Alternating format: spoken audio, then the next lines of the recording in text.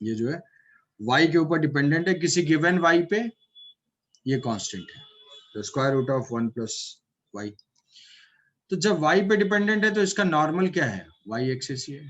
तो हम क्या करेंगे कि इसमें कोई भी एक स्लैब में, इसको थिन स्लैब में हम डिवाइड करेंगे, छोटे छोटे स्लैब में हम इसको डिवाइड कर सकते हैं पैरेलल टू x एक्सिस। इस मीडियम को कैसे देखना है, इस मीडियम को देखना है combination of parallel slab, combination of slabs of variable refractive index. तो जैसे वहां पे लिया था, कई सारे थे, μ1 μ2 μ3 μ4, सेम यहाँ पे क्या है, एक फंक्शन दे दिया, वेरिएबल है, वही चीज है, कॉम्बिनेशन ऑफ स्लैब है। तो अब अगर यहाँ से देखेंगे, यहाँ ग्रेजिंग इंसिडेंस पे है, नॉर्मल हमारा ये है, y क्या होगा, अगर ऐसा फंक्शन होगा तो y हमारा हो जाएगा नॉर्मल। जो एंगल चेक करेंगे वो कहाँ से देखेंगे, वो नॉर्मल से देखेंगे। ये नॉर्मल के साथ ग्रेजिंग है, ग्रेजिंग मतलब ऑलमोस्ट क्या है, ये 90 डिग्री है। अब ये टुवर्ड्स जैसे ही डेंसर मीडियम में एंटर करेगा, इसके इस साइड में एयर है, जैसे ही डेंसर मीडियम में एंटर करेगा वो टुवर्ड्स नॉर्मल बेंड होगा, टुवर्ड्स नॉर्मल बेंड होगा। तो इस टाइप के पाथ को ये फॉलो करेगा, ऐसा कुछ, जिसका इक्वेशन हमें निकालना है।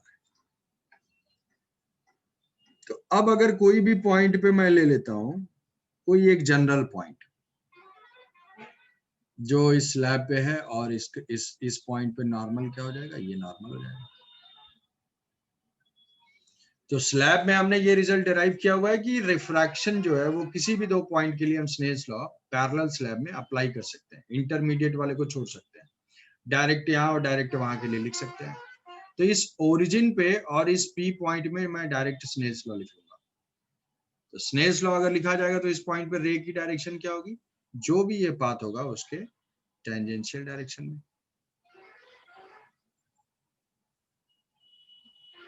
तो यहाँ पे एंगल क्या होगा, एंगल कौन सा देखना होता है हमें स्नेल्स लॉ का, नॉर्मल के साथ। तो नॉर्मल के साथ ये एंगल होगा रे का, ये थीटा, ये 90, ये क्या हो जाएगा 90 माइनस थीटा।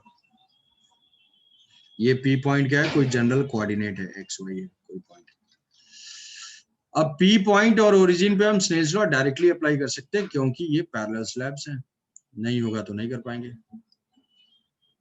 तो यहाँ पे 1 into sine 90, 1 into sine 90 is equal to इस पॉइंट का किसी जनरल म्यू पे, पी पे जो भी म्यू है वो हो जाएगा mu, mu into sine, sine theta, theta ये एंगल हो जाएगा। तो ये sine 90 is equal to 1, 1 into 1 is equal to mu, mu is equal to square root of 1 plus y, और ये है साइन, साइन थीटा। तो यहाँ से आ जाएगा हमारे पास sine theta is equal to sine theta 1/1 plus root y. तो पहला इक्वेशन हमें मिल जाएगा स्नेल्स लॉ से। दूसरा इक्वेशन हमें फाइंड करना है इसका इक्वेशन, तो हम इसका लिखेंगे dy by d x, dy by d x. पहला इक्वेशन तो ये हुआ, dy बाई डी एक्स, इस कर्व का जो टैंजेंट का स्लोप है, dy बाई डी एक्स क्या होता है, स्लोप ऑफ टैंजेंट।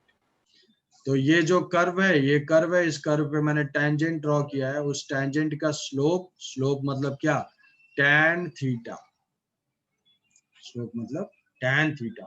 थीटा कौन सा, एक्स एक्सिस के साथ, पॉजिटिव नेगेटिव नहीं, केवल हॉरिजॉन्टल लाइन के साथ जो एंगल होगा that is angle for slope.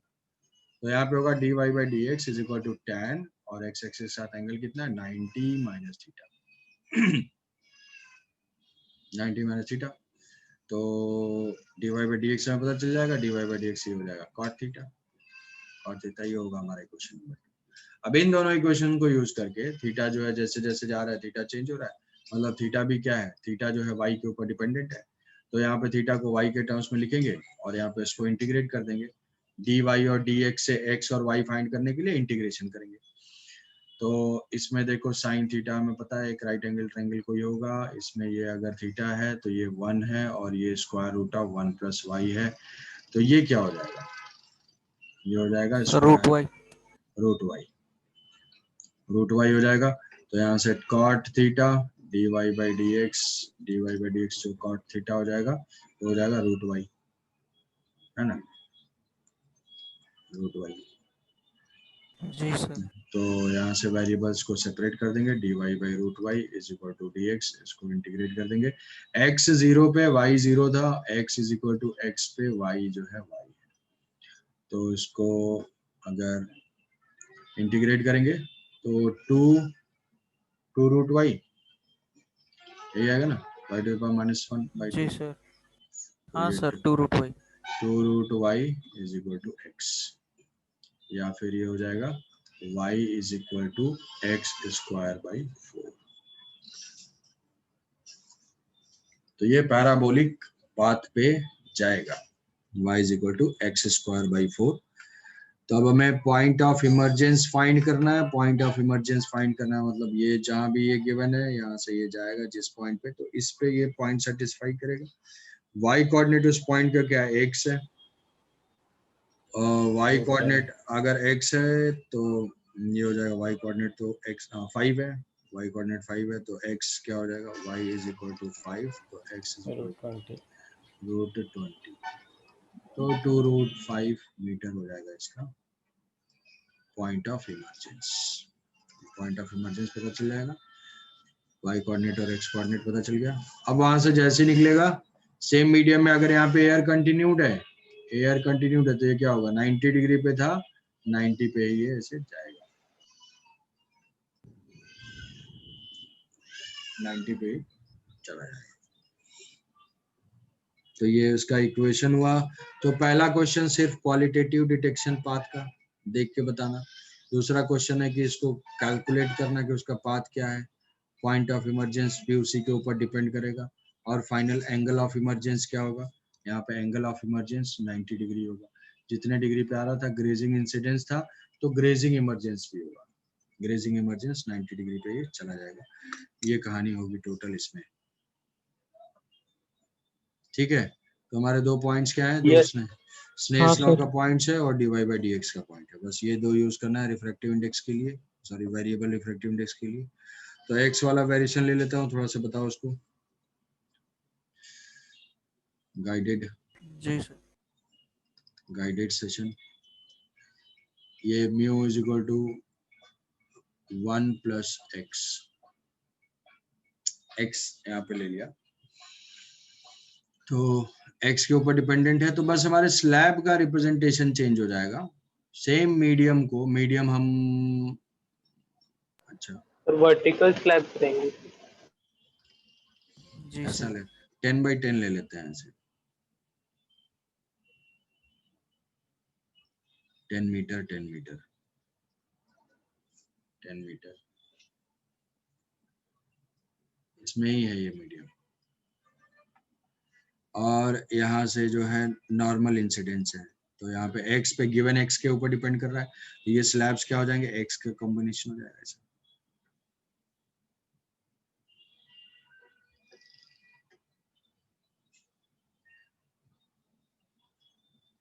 x का कॉम्बिनेशन हो जाएगा, तो नॉर्मल क्या हो जाएगी, x एक्सिस नॉर्मल हो जाएगी, x पे डिपेंडेंट नॉर्मल x, y पे डिपेंडेंट नॉर्मल y। रे किधर जाएगा, डेंस होता जाएगा, अगर बढ़ता जाएगा तो वो टुवर्ड्स नॉर्मल इंक्रीज होगा, अगर घट रहा होगा फंक्शन डिक्रीजिंग होगा तो अवे फ्रॉम नॉर्मल जाएगा। तो ये नॉर्मल नॉर्मल हुआ, तो ये रे जो है वो ऐसे ग्रेजिंग इंसिडेंस है ओरिजिन पे, ये है इंसिडेंट रे और ये है origin.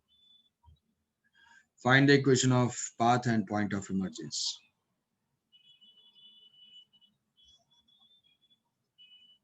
Find equation and point of emergence.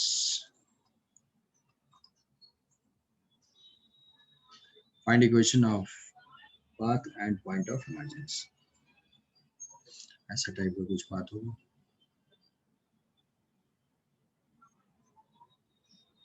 ये पाथ तो कल देखा था, टुवर्ड्स नॉर्मल बेंडिंग होगी क्योंकि x के साथ इंक्रीजिंग है, टुवर्ड्स नॉर्मल बेंडिंग होगी।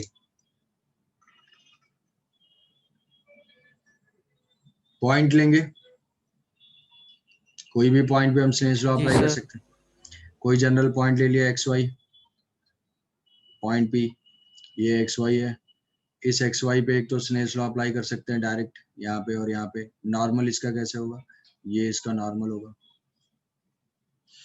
तो जो एंगल होगा वो क्या होगा, इस पाथ पे टेंजेंट, इस पाथ पे टेंजेंट ड्रॉ करेंगे ऐसा, ये टेंजेंट है तो ये टेंजेंट के साथ जो एंगल होगा वो इंसिडेंट रे का एंगल होगा, ये थीटा, तो यहाँ पे हो जाएगा ये थीटा। ठीक है, तो Snell's law from Snell's law parallel slab के केस में डायरेक्ट अप्लाई कर सकते हो ओरिजिन और किसी भी पॉइंट पी पे। तो ये होगा 1 इंटू साइन, ग्रेजिंग है, ग्रेजिंग मतलब हमारा नॉर्मल एक्स एक्सिस है, तो ये एंगल कितना है 90 डिग्री है, इसीलिए यहाँ पे क्या लिखा 1 into sine 90 is equal to mu, x पे कोई जो म्यू है वो 1 plus x into sine theta. So sin theta is equal to 1 by root x, sin theta is equal to 1 by 1 plus x, 1 plus x। तो इसमें ठीक है, जो जरूरत पड़ेगी यूज करेंगे। दूसरा हमारा टेंजेंट वाला है, दूसरा जो सेकंड पॉइंट जो है वो dy by dx, dy by dx is equal to slope of tangent, इस लाइन का slope tan theta. tan theta, ये तो tan थीटा ही हो जाएगा इस केस में, ये हो जाएगा tan थीटा, tan थीटा। अब sin थीटा नोन है इस ट्रायंगल में, sin थीटा ये थीटा है, तो 1 by root x। ये 1 प्लस एक्स है तो ये रूट एक्स हो जाएगा, ये रूट एक्स हो जाएगा। तो 1 बाई रूट एक्स, तो dy is equal to dx by root x. Variable को सेपरेट कर देंगे, इंटीग्रेट कर देंगे 0 से y, 0 से y, 0 से x, तो ये 2 रूट एक्स, टू रूट, हाँ सर, ये 2 रूट एक्स हो जाएगा इसका पाथ, 2 रूट एक्स। तो जब x की वैल्यू 10 होगी तो y की वैल्यू 6 होगी कुछ, है ना। जो ग्राफ जो पढ़ाया गया होगा, ग्राफ जो जानते होंगे, y is equal to x to the power n का ग्राफ ऐसा होता है, अगर n 1 है तो straight line, n less than 1 है तो इस टाइप का, इधर n लेस देन 1 और n ग्रेटर देन 1, तो ये ग्राफ ऐसे हो जाएगा, यस सर, जी सर। ऐसा होता है ना। y is equal to x to the power n का ग्राफ अगर दोनों इक्वल है, n का पावर 1 है तो straight line, n less than 1 है ग्राफ इधर बेंड हो जाएगा, n ग्रेटर देन 1 है तो y की तरफ बेंड हो जाएगा, इक्वल है। तो यहाँ पे देखो 2 रूट एक्स है तो ये इस टाइप का ग्राफ होगा, तो ये तो हमारा y इक्वल टू एक्स है, मतलब 10 10 है, तो ऑब्वियसली इससे नीचे ही रहेगा, इसके ऊपर नहीं जा पाएगा, 10 10 है ये कोऑर्डिनेट, तो ये इधर कहीं आएगा, तो यहाँ पे x यही होगा इमरजेंस, तो यहाँ पे इमरजेंस कैसा होगा, ऐसा हो जाएगा ऐसे, और ये point x is equal to 10, y is equal to 2 root 10, x is equal to 10, y is equal to 2 root 10। तो ये हुआ इसका प्रोसेस। कोई कंफ्यूजन, कोई डाउट है तो बताओ। No sir, no sir. Equation हो गया, पॉइंट हो गया इसका पॉइंट ऑफ इमरजेंसी। वो स्नेल्स लॉ अप्लाई कर सकते हैं, उसका रीजन क्या बोले थे सर आप?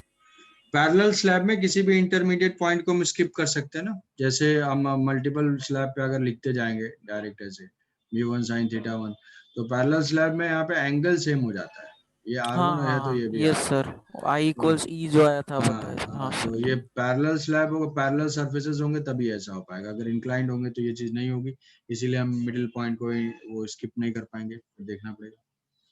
जी सर, ठीक। हाँ सर, ठीक है भाई, जो लोग साइलेंट किलर्स हैं, साइलेंट किलर समझ रहे हैं सभी लोग? Yes, sir. Yes sir. Yes, sir. ठीक है, तो ये तो वेरिएबल रिफ्रैक्टिव इंडेक्स हो गया, उसकी ट्रेजेक्टरी हो गई, हो गया ग्लास स्लैब भी हो गया। नेक्स्ट हमारा total internal reflection, TIR, DCP HCB की तरह से ये है TIR, टोटल इंटरनल। शैडो वाला क्वेश्चन है एक्चुअली में सर, यही होगा, उसी के ऊपर है सूरज डूबा। Total internal reflection. हाँ सर, वो शैडो वाला क्वेश्चन नहीं हुआ। Total internal reflection, total internal reflection TIR। तो टोटल इंटरनल, पहला पॉइंट इसमें ये समझना है कि what is the difference between reflection and total internal reflection. पहला पॉइंट तो ये है। तो टोटल इंटरनल रिफ्लेक्शन बहुत ही एक स्पेसिफिक सिचुएशन है इन विच light returns back to the same medium when angle of incidence is more than certain value। ये अगर रिफ्रैक्शन ही हो रहा है, रिफ्रैक्शन में ही अगर किसी सर्टेन वैल्यू से अगर ज्यादा एंगल होता है तो लाइट जो है वो रिफ्लेक्ट हो जाती है सेम मीडियम में। तो TIR की कंडीशन है, कब TIR होता है, वो पहली कंडीशन है light must move, light must move from denser medium to rarer medium।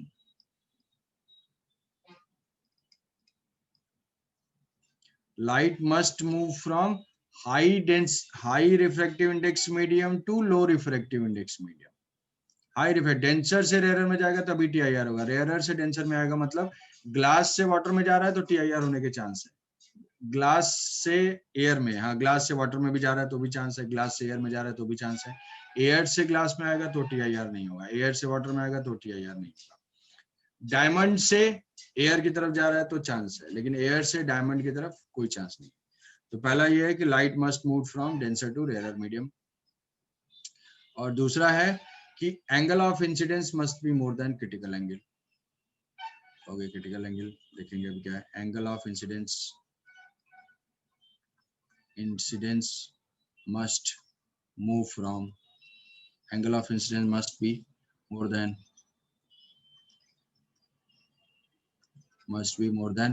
critical angle, yes sir. ये है थीटा C, क्रिटिकल एंगल। तो एंगल ऑफ इंसिडेंस क्रिटिकल से ज्यादा होना चाहिए और लाइट को जो है डेंसर से रेयर में जाना चाहिए, तभी जो है ऐसा होगा। तो ऐसा क्या होगा, ये मान लो रेयर मीडियम है जिसको μr से डिनोट कर देते हैं, ये डेंसर मीडियम है μd से डिनोट कर देते हैं, ये है पॉइंट सोर्स, और इस पॉइंट सोर्स से जो है लाइट ऐसे ऐसे निकल रही है। एक जो है ये नॉर्मल इंसिडेंस है जो कि सीधे जा रही है ऐसे अनडेविएटेड। उसके बाद फिर किसी एंगल पे अगर हमने देखा ये गया तो ये रेयर मीडियम में जा रहा है तो ये अवे फ्रॉम नॉर्मल बेंड हो जाएगा। फिर अगर फर्दर इंसिडेंस इंक्रीज हो रहा है तो ये और अवे फ्रॉम नॉर्मल बेंड होता गया, एंगल जो है बढ़ता गया। किसी पर्टिकुलर एंगल पे ये angle of emergence exactly 90 degree हो जाएगा। किसी पर्टिकुलर एंगल पे ये जो इमरजेंस वाला एंगल होगा वो एग्जैक्टली 90 डिग्री होगा।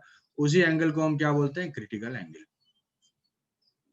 Critical angle is the angle inside the denser medium for which angle of refraction is 90 degree. ये थीटा C जो है वो डेंसर मीडियम का एंगल होगा जिसके लिए एंगल ऑफ रिफ्रैक्शन रेयरर वाला एंगल 90 डिग्री हो जाए, उसको बोलते हैं क्रिटिकल एंगल। अब इस क्रिटिकल से अगर ज्यादा हो गया एंगल ऑफ इंसिडेंस, इससे ज्यादा अगर हो गया तो लाइट क्या होगी, लाइट सेम मीडियम में रिटर्न हो जाएगी। लाइट जो है वो सेम मीडियम में रिटर्न हो जाएगी कि वो बेंड होता ही जा रहा है, रेयर में बढ़ते बढ़ते बढ़ते ऐसा हो रहा है कि भाई वो एंगल इतना बढ़ गया कि वो सेम ही मीडियम में रिटर्न हो गया। तो इसको बोलते हैं टोटल इंटरनल रिफ्लेक्शन TIR।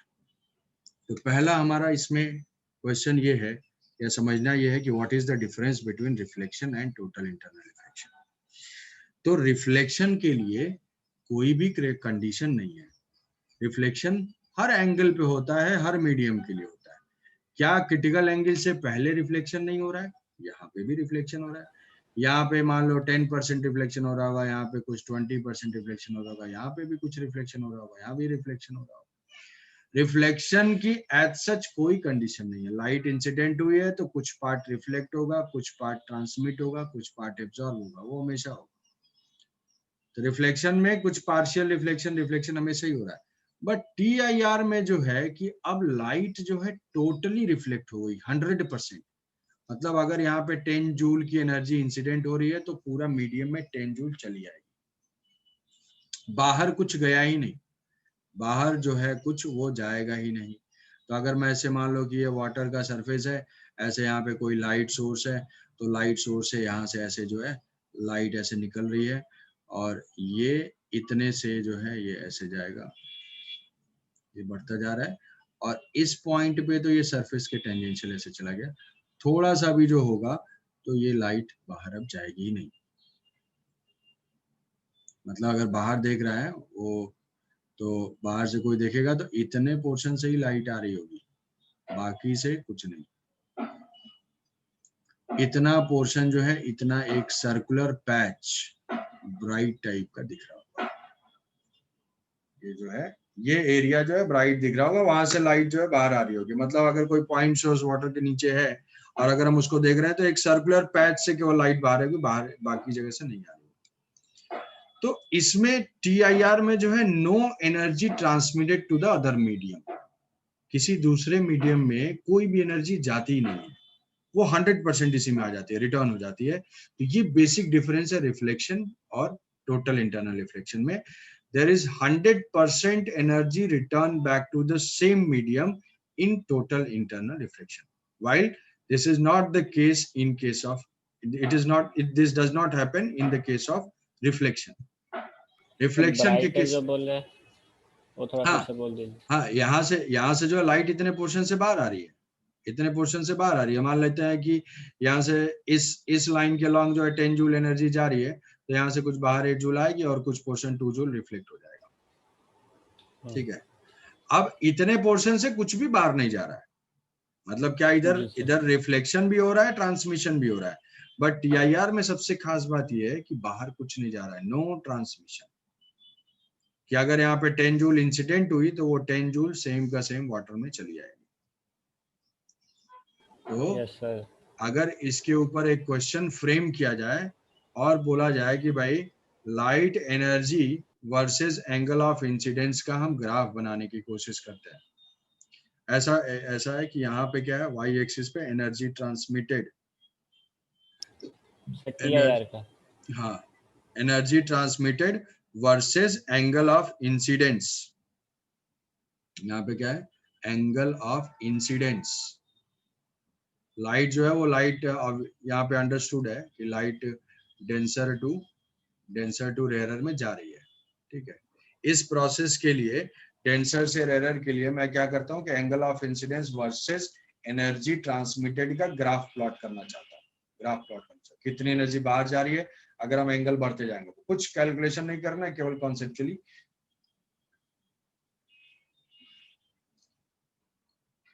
सुन पा रहे हो? ठीक है, कोई कैलकुलेशन नहीं। क्रिटिकल एंगल के बाद वो कांस्टेंट पे चला जाएगा। हाँ, क्रिटिकल क्या है कि एनर्जी ट्रांसमिट, भाई एंगल ऑफ इंसिडेंस, जो भी एंगल ऑफ इंसिडेंस है उसकी वैल्यू तो 0 से 90 है, वो तो पता है तुम्हें। तो ये हमारा ग्राफ 0 से स्टार्ट होगा और 90 तक जाएगा।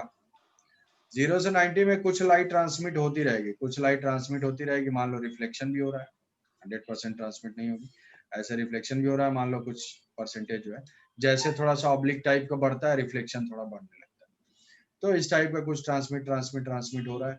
जैसे ही क्रिटिकल पहुंचा वैसे ही ट्रांसमिशन साफ, नो ट्रांसमिशन।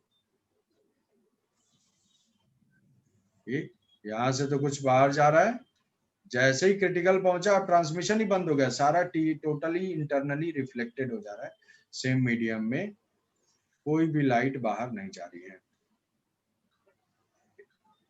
समझ पा रहे हो इसको? तो ये ग्राफ हो जाएगा energy transmitted versus angle of incidence, कि अगर हम एंगल बढ़ाते जा रहे हैं, जैसे ही क्रिटिकल पहुंचा, क्रिटिकल के बाद सारी लाइट जो है इधर आ जाएगी। तो क्रिटिकल एंगल पे ग्रेजिंग इंसिडेंस हो रहा है, ग्रेजिंग इमर्जेंस हो रहा है, क्रिटिकल एंगल पे ग्रेजिंग इमर्जेंस हो रहा है, यस, 90 डिग्री पे जा रहा है। क्रिटिकल एंगल पे लाइट जो है वो 90 डिग्री पे जा रहा है दूसरे मीडियम में।